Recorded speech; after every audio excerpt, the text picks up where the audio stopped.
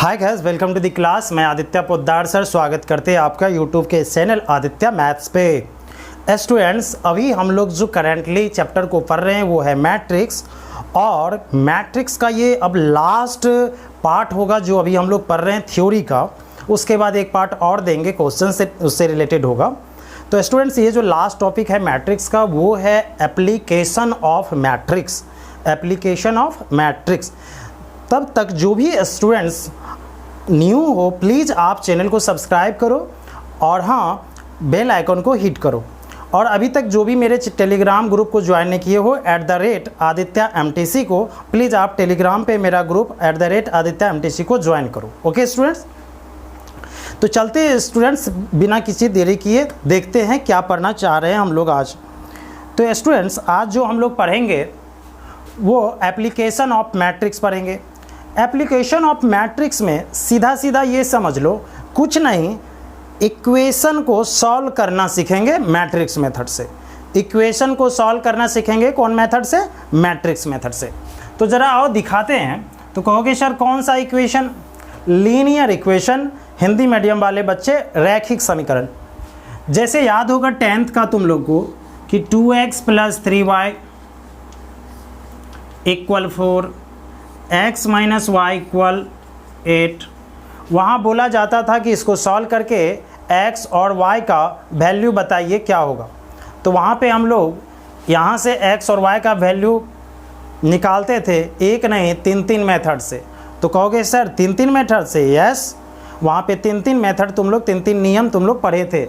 आज एक और नियम जुड़ जाएगा, एक और नियम तुम लोग सीख जाओगे स्टूडेंट्स, जो होगा मैट्रिक्स मेथड। तो मैट्रिक्स मेथड से कैसे बनाएंगे, नहीं बनाएंगे, उसके बारे में बात करेंगे।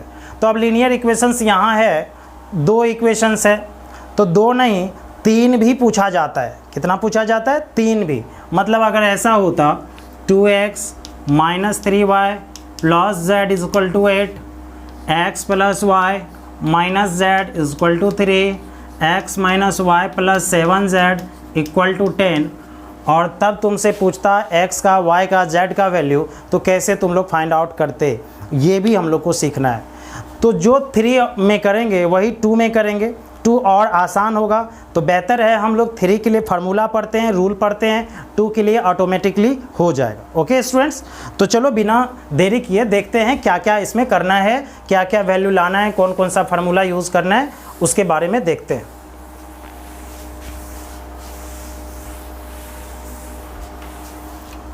तो स्टूडेंट्स, तो सपोज मान लेंगे हम लोग के पास कितना इक्वेशंस है? 3, ताकि x y z के लिए अगर बना लिए तो x और y के लिए तो आसानी से बन ही जाएगा ना।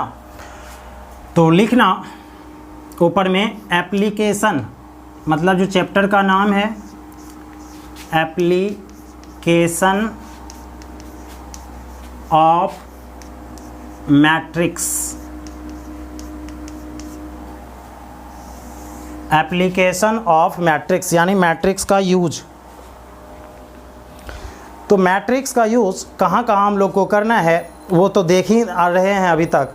अब एक और चीज़ देख रहे हैं कि इक्वेशन सॉल्व करने में भी उसका यूज़ कर सकते हैं। तो लिखना, let the system of equations, let the system of equations is, माना इक्वेशन का जो सिस्टम होगा वो होगा 3 वेरिएबल्स का मान रहे हैं। जैसे मान लो तुम्हारे पास है a1x + b1y + c1z = d1,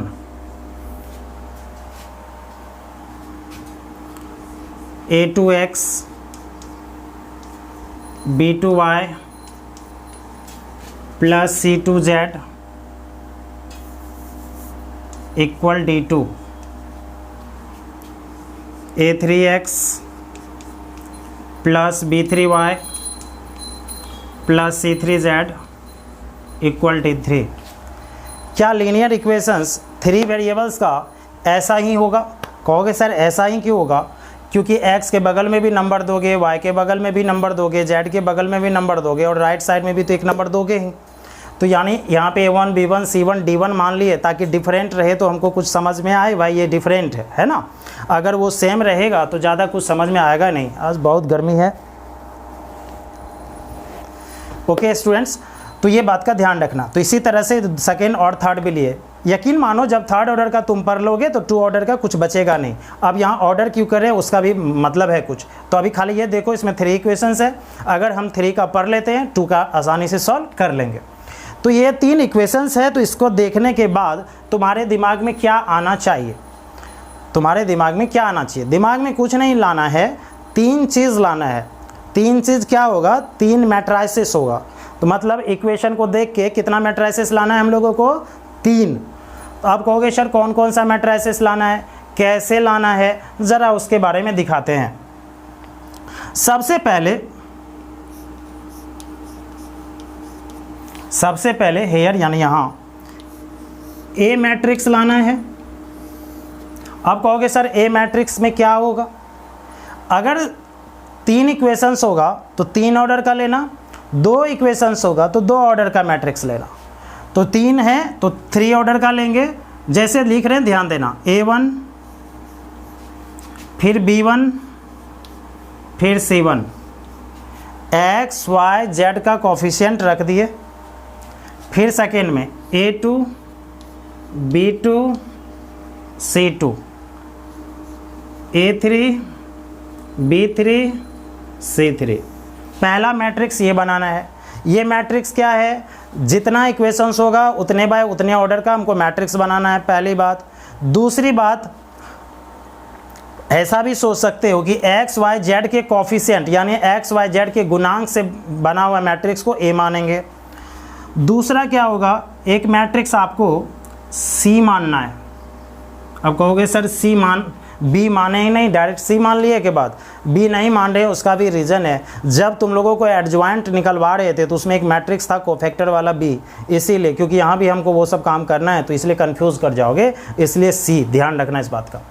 अब सी में क्या करना है, लास्ट वाले नंबर को लिखना है। तो लास्ट में नंबर कौन है? D1 D2 D3, D1 D2 D3 यहाँ लिख दिए। और एक मैट्रिक्स कैपिटल X मानना है, कॉलम ही होना चाहिए, उसमें वेरिएबल्स को फिलअप करना है। वेरिएबल्स कौन है? X Y Z।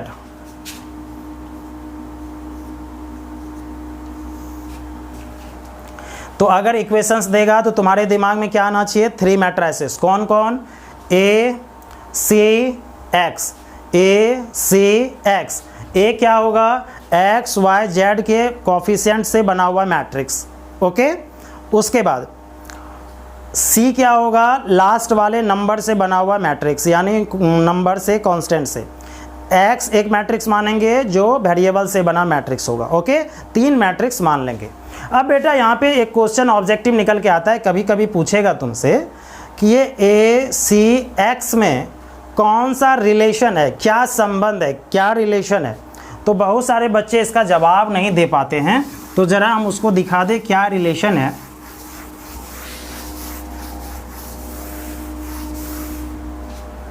तो लिख लेना एरो देके, relation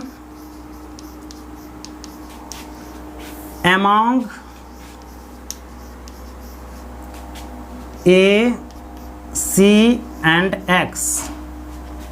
relation among A, C, X। among तब यूज़ करते हैं जैसे बिटवीन 2 के लिए यूज़ करते हैं इंग्लिश में, among 2 से ज़्यादा के लिए करते हैं।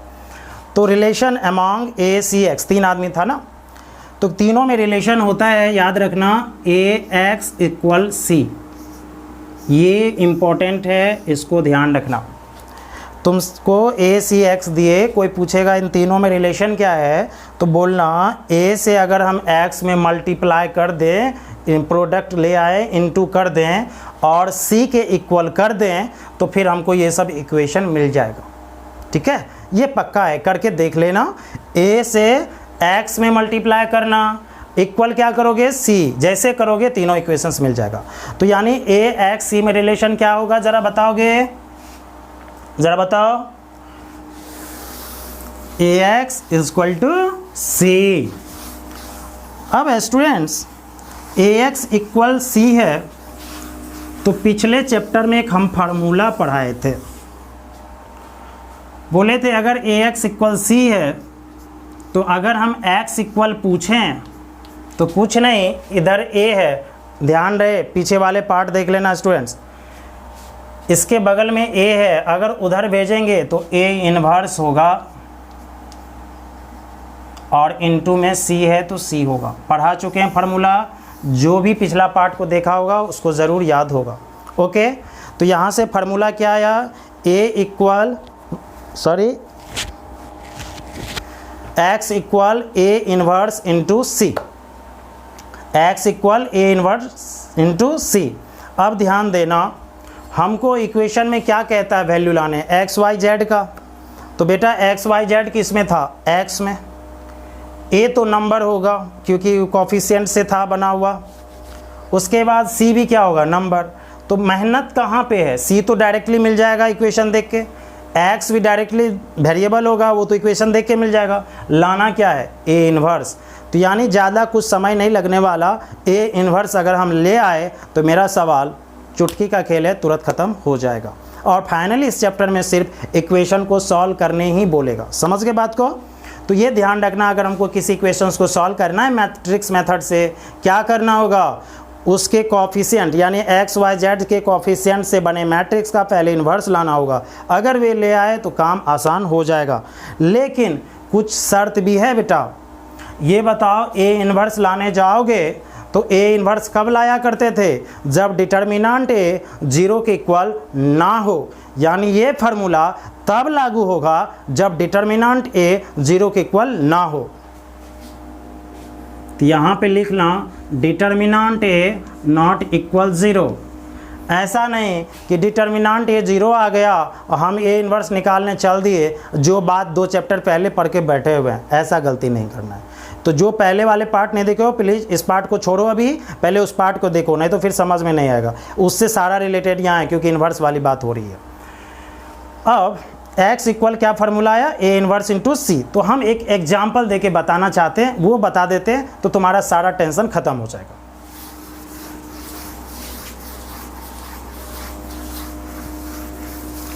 तो चलो एक छोटा सा पहले 2x2 ऑर्डर का देखते हैं।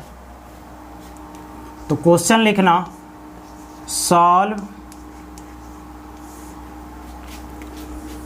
2x प्लस 3y 14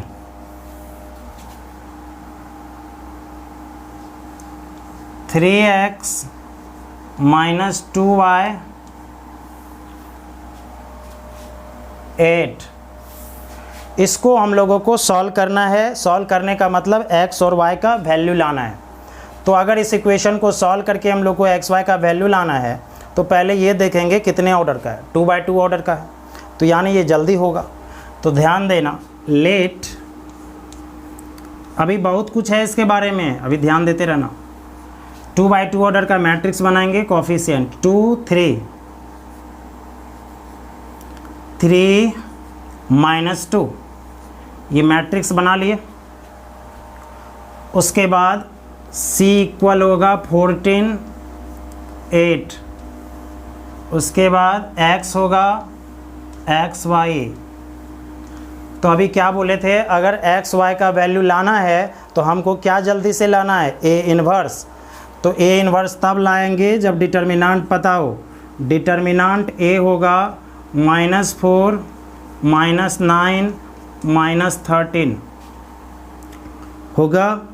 तो बताओ ए इन्वर्स बराबर, अब समय नहीं लेंगे हम ना, ए इन्वर्स इक्वल होता था 1 bye determinant A into adjoint A होता था, सबको पता होगा। तो बताना 1 बाय डिटर्मिनेंट ए आया -13,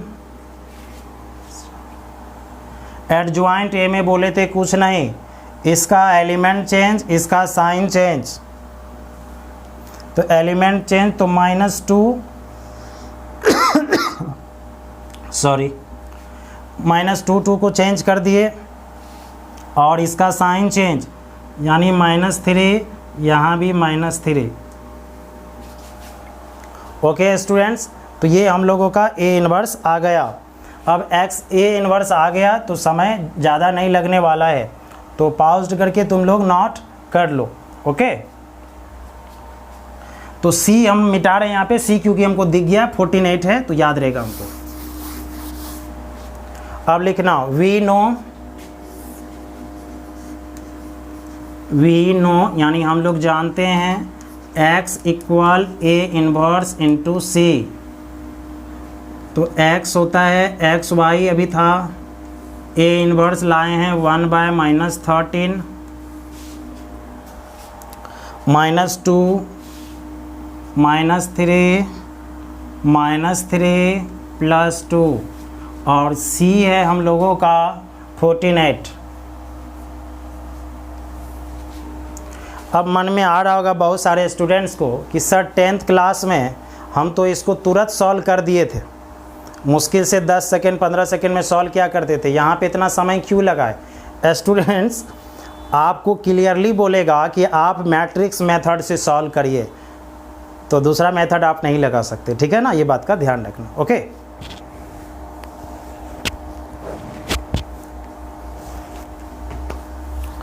तो अब यहाँ पे कुछ नहीं करना है ज़्यादा, सिर्फ मल्टीप्लाई करना है, सवाल मेरा ख़त्म हो जाएगा, दम तोड़ देगा। एक्स वाई -1/13 मल्टीप्लाई एक स्टेप में -28 -24 -28 -24 -28 -24 -52 -42 +16 -42 +16 यानी 26 माइनस में। ओके, यहाँ तक भी कोई दिक्कत किसी को नहीं हुआ होगा। ये हल्का मिटा रहे हैं हम। अब आप लोग तो लिख लिए होंगे।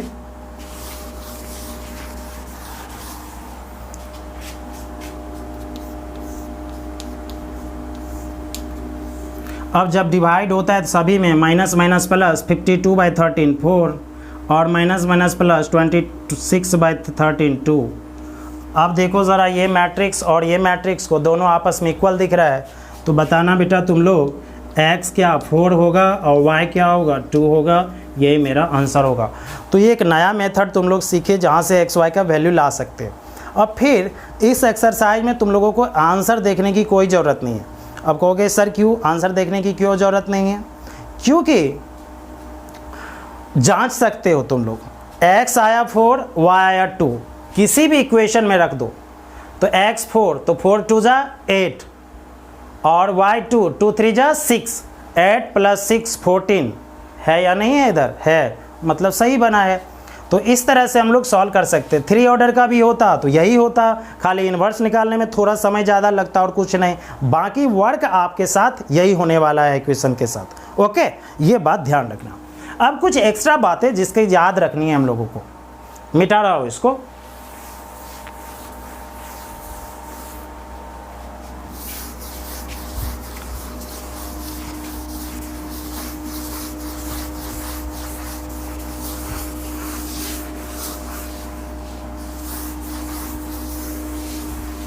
तो कुछ बात बताना चाह रहे हैं हम लोग, हम यहाँ से ध्यान से सुना इस बात को, नहीं तो कंफ्यूज कर जाओगे, ठीक है? एकदम ध्यान से सुनना। सबसे पहले 2 वर्ड का हम यहाँ पे जिक्र करेंगे। पहला कंसिस्टेंट लिख रहे हैं यहाँ पे, तुम लोग मत लिखना, खाली ध्यान देना, लिखाएंगे कंसिस्टेंट। दूसरा इनकंसिस्टेंट।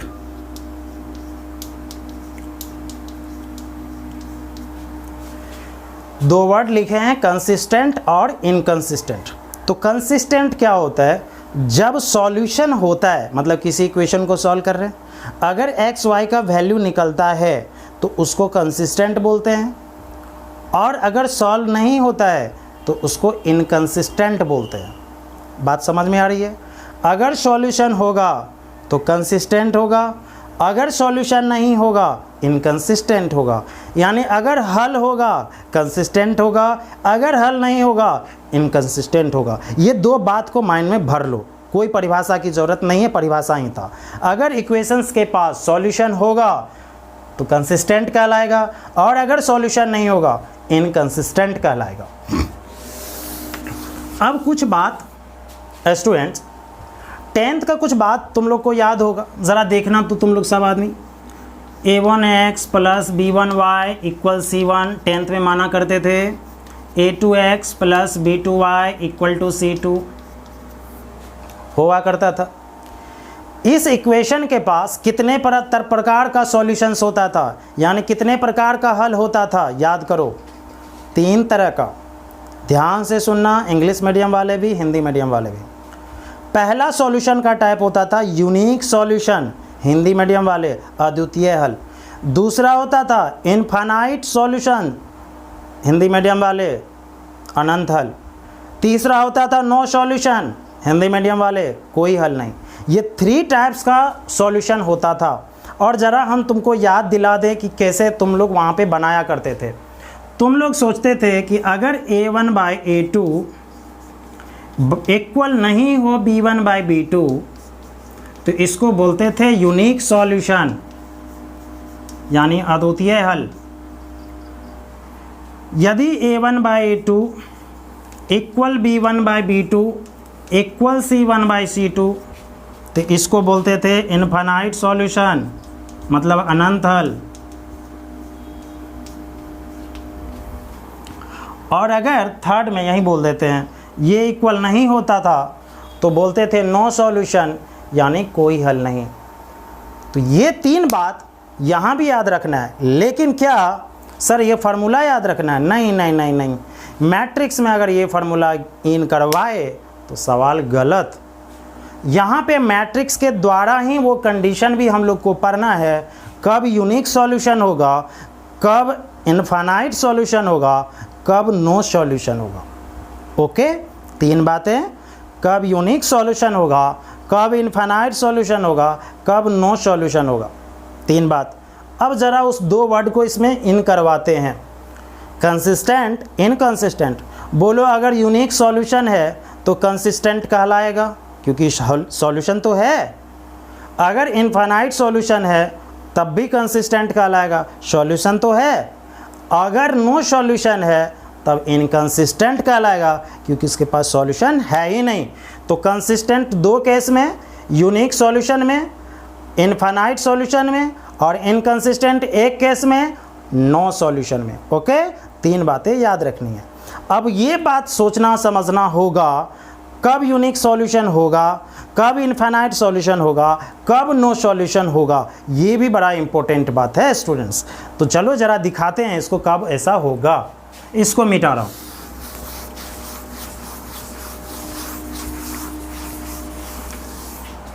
तो ये तीनों बातें यानी infinite solution, unique solution, no solution निर्भर करता है हमारे मैट्रिक्स ए और सी पे। हमारे मैट्रिक्स ए और सी पे, एक्स पे निर्भर नहीं करता, डिपेंड नहीं करता। तो अब स्टूडेंट्स क्या बताना चाह रहे हैं ज़रा ध्यान से देखना। हम लोग अभी 3 मैट्रिक्स माने थे ए सी एक्स, इसका कोई काम नहीं है, हटा दिए। ए और सी को ध्यान से देखना। यदि डिटर्मिनेंट ए 0 नहीं आए, if determinant A not equal to 0, determinant का वैल्यू 0 ना आए, इसको बोलेंगे यूनिक सॉल्यूशन, यानी अद्वितीय हल। क्या बोलेंगे? यूनिक सॉल्यूशन, अद्वितीय हल। ओके, पहला केस लिखना नहीं, भी लिखाना है हमको। दूसरा, अगर डिटर्मिनेंट ए 0 आ गया, ठीक, तो आपका काम बढ़ जाएगा। काम क्या बढ़ेगा? तब आपको एडजॉइंट लाना पड़ेगा ए का। ध्यान से सुनना, डिटर्मिनेंट ए 0 नहीं आया तो यूनिक सॉल्यूशन हुआ, लिख दिए। कंसिस्टेंट भी होगा पक्का, क्योंकि सॉल्यूशन है, CONS लिखते हैं डॉट कॉट में, कंसिस्टेंट। अगर डिटरमिनेंट 0 आ गया तो आपको क्या लाना होगा, क्या एक्स्ट्रा काम करना होगा, एडजॉइंट ए का लाना होगा। अब कैसे लाते हैं, पिछले वाले चैप्टर को ध्यान से देखना। एडजॉइंट निकाल के सी में मल्टीप्लाई करेंगे, एडजॉइंट निकाल के सी मैट्रिक्स में मल्टीप्लाई करेंगे। ठीक, तो अगर बताओ एडजॉइंट ए सी में मल्टीप्लाई करेंगे कुछ तो होगा। तो कहता है अगर ये 0 मैट्रिक्स दे दे, ओ यानी दे दे, कौन मैट्रिक्स दे दे, 0 मैट्रिक्स, तो इनफाइनाइट सॉल्यूशन होगा। कंसिस्टेंट तो बोलोगे ही। अगर यही 0 नहीं दिया, यानी 0 मैट्रिक्स नहीं दिया, तो नो सॉल्यूशन, और तब तो तुम क्या बोलोगे, इनकंसिस्टेंट। बेटा सारा टेंशन ख़त्म हो गया। ये 3 बातें याद रखनी है, 2 में 2 छुपा हुआ है। डिटर्मिनेंट ए 0 नहीं आया, यूनिक सॉल्यूशन कंसिस्टेंट। डिटर्मिनेंट 0 आ गया तो हमको एडजॉइंट लाना होगा उसी मैट्रिक्स का, और सी के साथ मल्टीप्लाई कराना होगा। अगर वो 0 मैट्रिक्स देगा कंसिस्टेंट कहलाएगा, इनफाइनाइट सॉल्यूशन कहलाएगा। अगर वो 0 मैट्रिक्स नहीं देगा इनकंसिस्टेंट कहलाएगा, नो सॉल्यूशन होगा। ओके, एक और हिडन चीज़ है लेकिन वो लास्ट में बताएंगे, उसके बारे में भी जानने की कोई आवश्यकता नहीं है। ठीक, पहले यहाँ तक काम क्लियर कर देते हैं। मिटा रहा हूँ उसको, अब लिखाता हूँ।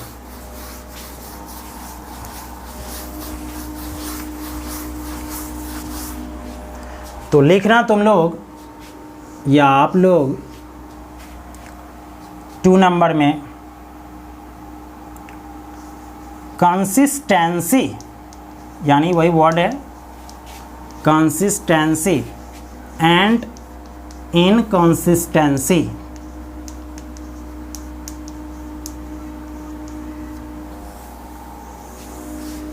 मतलब कब क्या बोलना है तो ये लिख लो। First, if determinant A equal to 0, then system of equations has unique solution. Hindi medium वाले बच्चे अद्वितीय हल। यूनिक सॉल्यूशन का मतलब अद्वितीय हल। अब बहुत सारे बच्चे इंग्लिश भी पूछ लिया करते हैं, हम जब मैथ्स पढ़ाते हैं ऑफलाइन क्लास, कहते हैं सर आप यहाँ इक्वेशंस लिखे हैं लास्ट में, तो सर आप हैज़ क्यों लगाए हैं, हेल्पिंग वर्ब हैव क्यों नहीं लगाए। इंग्लिश है, जान लो। System of equations means group of equations, और हम लोग पार्ट ऑफ स्पीच में पढ़े थे नाउन, और नाउन का एक प्रकार होता है कलेक्टिव नाउन, समूहवाचक संज्ञा, और कलेक्टिव में एक से ज़्यादा जरूर ऑब्जेक्ट्स होता है, लेकिन वो पूरे ग्रुप को सिंगल समझा जाता है। तो यदि सिस्टम ऑफ इक्वेशंस बोल रहे हैं तो यानी बहुत सारा इक्वेशंस है, यानी एक ग्रुप है, उस एक ग्रुप ऑफ वर्ड्स के लिए हैज़ ही आएगा, क्योंकि वो ग्रुप तो मेरा सिंगुलर ही होगा ना।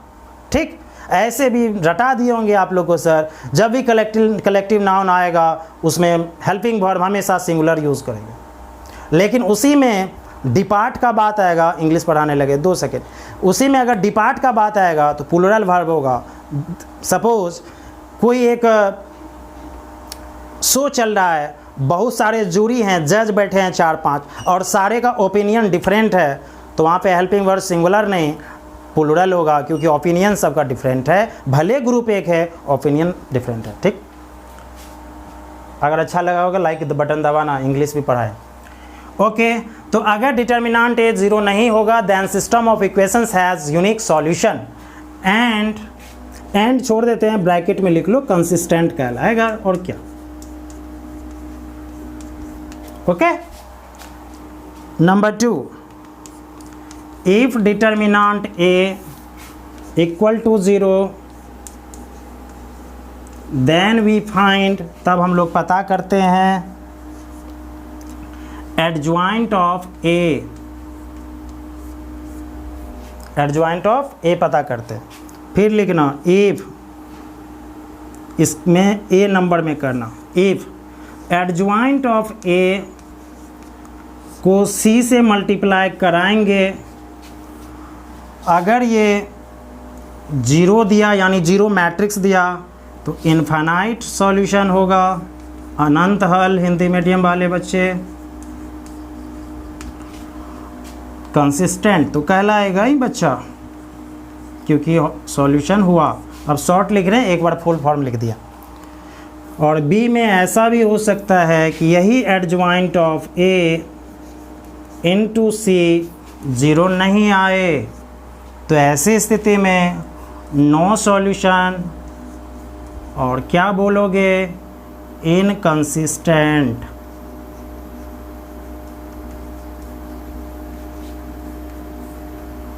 इनकंसिस्टेंट, ये बहुत ही बेटा इम्पोर्टेंट बात है जिसको आप लोगों को याद रखना है। ओके, ये बात का थोड़ा सा ध्यान रखना, बहुत ही इम्पोर्टेंट बात है। स्क्रीनशॉट ले लो नोट करके, या स्क्रीनशॉट ले करके नोट करो, ठीक है। ले लिए, चलो एक कंसिस्टेंसी और इनकंसिस्टेंसी से रिलेटेड क्वेश्चन बताते हैं। मिटा रहा हूँ।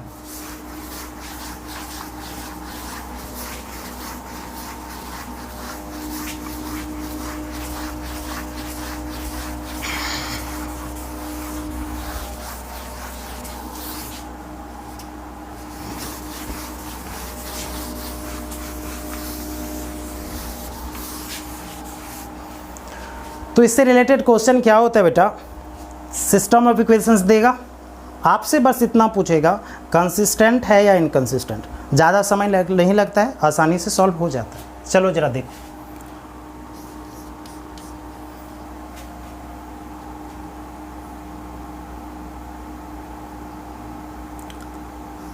The system of equations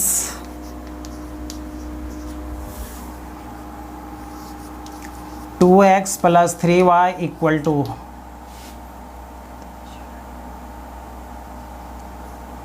10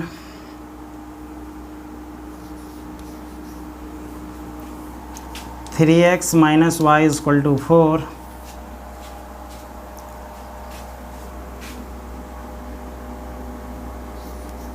is consistent or not, question mark. ये सिस्टम ऑफ इक्वेशंस दिया और पूछा ये कंसिस्टेंट है या नहीं, मतलब इनकंसिस्टेंट है क्या, ऐसा बात। तो कुछ भी ज़्यादा सोचने की ज़रूरत नहीं है, हम पहले भाई ए और सी लाएंगे। ए लाएंगे 2 3 माइनस 1, ओके। यहीं डिटर्मिनेंट ए भी ले आएंगे, ध्यान देना कैसे कैसे काम कर रहे हैं। -2 -6 -8, सॉरी -9 ना, तो -11। क्या बेटा ज़ीरो आया क्या, नहीं ना, कंसिस्टेंट हो गया। हम क्यों सी लिखे, बात समझ में आ रही है किसी को? अगर ये ज़ीरो आता तब ना हम एडजॉइंट निकाल के सी में मल्टीप्लाई करते, ज़ीरो आया ही नहीं तो हम क्यों इसको कोई काम करके दें, ठीक है, ये ध्यान रखना। तो पहले ए लिखना, ए का डिटर्मिनेंट निकालना, क्या ज़रूरी है, यहीं अगर सवाल ख़त्म हो गया तो आगे आने का ज़रूरत ही नहीं पड़ेगा तुमको, ठीक। एक और लिखो ना, खाली इक्वेशन चेंज करेंगे।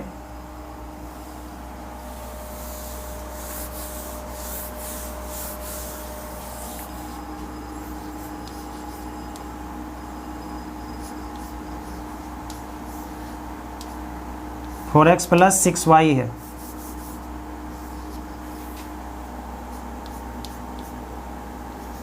यहाँ 25, इसके पास है या नहीं है, तो ए लाएंगे भाई। ए हो गया 2 3 4 6, डिटर्मिनेंट अगर निकालेंगे 6 2 12 -12 0। अब कुछ नहीं कहा जा सकता है क्योंकि ज़ीरो आ गया। क्या ज़ीरो आ गया तो तुम गारंटी बोल सकते हो कंसिस्टेंट होगा? नहीं बोल सकते ना। अब हमको एडजॉइंट निकालना होगा। सी तो ऑब्वियस है, दिख ही रहा है, तो बोलो एडजॉइंट ए, इसीलिए बोले थे शॉर्टकट में बोलना। एडजॉइंट ए में शॉर्टकट, इसका एलिमेंट चेंज 6 2, इसका साइन चेंज -4 -3, एडजॉइंट आ गया। सी बता दो, सी कहोगे सर 10 25। अब इस दोनों को मल्टीप्लाई करेंगे, एडजॉइंट ए इंटू सी। अगर जीरो मैट्रिक्स दिया तो इनफाइनाइट सॉल्यूशन कंसिस्टेंट कहलाएगा, और अगर जीरो नहीं दिया तो नो सॉल्यूशन इनकंसिस्टेंट कहलाएगा। तो मल्टीप्लाई करने की देरी है, सारा मुद्दा खत्म हो जाएगा। Now adjoint of A into C equal to 6 - 3। जो बात ये कर रहे हैं 3 ऑर्डर में भी वही होगा, इसीलिए ध्यान रखना। और हालांकि आज हम होमवर्क दे नहीं रहे हैं, देंगे तो अभी बहुत सारा क्वेश्चंस भी हम सॉल्व करेंगे, कुछ अपना भी शॉर्टकट वगैरह चीज़ सिखाएंगे। 6 10 60, 60 - 25 75, दैट इज़ -15। हमसे पूछोगे तो अभी हम काट के बोल देंगे नो सॉल्यूशन और इनकंसिस्टेंट। क्यों भाई? बोले थे अगर जीरो मैट्रिक्स देगा, जीरो मैट्रिक्स कहाँ दिया? -15 तो अभी आ गया, आगे जाने की कोई ज़रूरत नहीं है, बट चलो कर लो। -40 + 50 10, क्या ये जीरो मैट्रिक्स है स्टूडेंट? नहीं ना, नहीं है तो नो सॉल्यूशन होगा, इनकंसिस्टेंट होगा। और 10th से भी सोच सकते हो, अगर एग्ज़ाम में ऑब्जेक्टिव में पूछ दिया कंसिस्टेंट या इनकंसिस्टेंट, मेरा सलाह मानो ये सब काम मत करना, जो 10th में पढ़े हो वही करना। सिर्फ कंसिस्टेंट या इनकंसिस्टेंट पूछा तो, लेकिन क्वेश्चन वाला भी होशियार होता है। वो क्या बोलेगा, क्या ये सिस्टम ऑफ इक्वेशंस कंसिस्टेंट है? यदि है तो सॉल्व कीजिए मैट्रिक्स मेथड से। मतलब जो होशियार बच्चा है, थोड़ा काबिल, वो सोचेगा 10th से बना देते हैं, लेकिन जब कहेगा मैट्रिक्स मेथड से सॉल्व कीजिए तो कान पकड़ लेगा, नहीं होगा। तो ये ध्यान रखना, दोनों चीज़ें याद रखनी है। इंटेलिजेंट स्टूडेंट्स का मतलब ये नहीं होता सिर्फ एक चीज़ तरह से क्वेश्चन को सोचना समझना, दोनों तरफ से। तो अगर बताओ, अगर 10th से हम लोग से सिर्फ इतना पूछता कंसिस्टेंट है या नहीं, तो हम 10th से सोच लेते हैं ना भाई। यहाँ 10 था ना, 2/4 हाफ, 3/6 हाफ, 10/25 हाफ नहीं हुआ, लास्ट वाला इक्वल नहीं हुआ, नो सॉल्यूशन, इनकंसिस्टेंट, वही तो आया। ओके स्टूडेंट्स, तो आज का क्लास यहीं तक। ये था थ्योरी पार्ट हम लोगों का एप्लीकेशन ऑफ मैट्रिक्स में। जो काम 2/2 ऑर्डर के लिए किए हैं, 3/3 ऑर्डर के लिए सेम काम करना है। लेकिन मेरा एक एक्सट्रीमली सलाह मानो, पहले तुम इससे जस्ट लास्ट पार्ट वाले यानी इन्वर्स एडजॉइंट वाले चैप्टर का वीडियो जरूर देखो, नहीं तो फिर यहाँ प्रॉब्लम क्रिएट होना है, ये गारंटी हम भी लेते हैं। तो पहले आप उसको देखिए, फिर इस पार्ट को देखिए। और जो भी स्टूडेंट्स टेलीग्राम ग्रुप को ज्वाइन नहीं किए, प्लीज़ ज्वाइन कीजिए आप। और हाँ, आप लोग वीडियो शेयर करते नहीं हैं, वीडियो शेयर किया कीजिए, लाइक किया कीजिए, ताकि मेरा भी उत्साह बढ़ते रहे। तब तक के लिए बाय, धन्यवाद।